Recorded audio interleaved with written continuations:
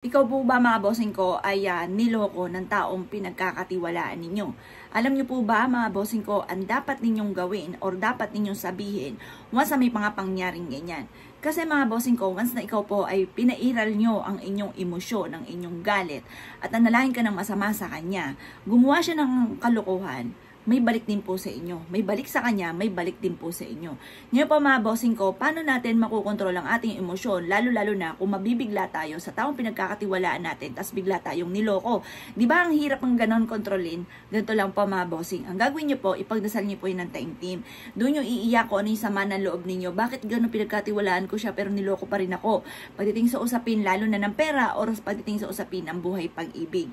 Ngayon po mga bossing ko, kung ganyan na sitwasyon, ang sasabihin nyo lamang, naway, halimbawa pera, halimbawa niloko ka sa pera, naway makatulong sa kanya ang pera na kanyang kinuha, yung panluloko sa inyo.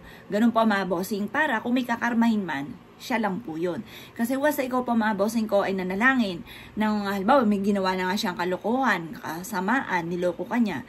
Kumbaga, kung ikay mananalangin ng masama, kumbaga gumawa siya ng kalokohan, ikaw ay ganun din. May karma sa kanya, ikaw ay ganun din. Kaya huwag ka na lang lumebel pa sa kanya. Kapag po ganun na sitwasyon, niloko ka niya, pagdating lalo na sa pera, sabihin nyo, naway makatulong sa kanya ang kanyang paggagawa ng panloloko sa akin. Ganun po mga bossing, para siya lang ang kakarmahin. Pagdating naman sa usapin ng buhay pag-ibig, halimbawa niloko ka ng inyong karelasyon, sabihin mo, naway naging masaya siya sa panloloko niya sa akin. Ganun po mga bossing ko ha, naway maging masaya siya at magsama sila ng matiwasay. Yung mga magagandang salitain, yun po ang sasabihin ninyo. Wag na wag kang bubukas sa bibig ninyo mga bossing ko ng pananangin ng masama dahil gumawa na sila ng kalokohan, may gagawin ka rin kalokohan. Kumbaga, parehas kayo magkakaroon ng pagkakasala, ng kasalanan mga bossing. Gumawa siya ng kasalanan, gagawa ka rin ng kasalanan. Hayaan mo na lang po siya para siya na lang po ang kakarmahin mga bossing. Wag na wag mo yung ibubukas sa bibig po ninyo. Ang sabi naman po nila, kapag daw po, eto sabi lang po nila gumawa ka ng kalokohan, marami kang mga panalangin na masama, tumalab sa tao, malay mo, halimbawa, nanalangin ka ng masama kasi meron akong kakilalang ganon, huwag kayo manalangin masama, ganon.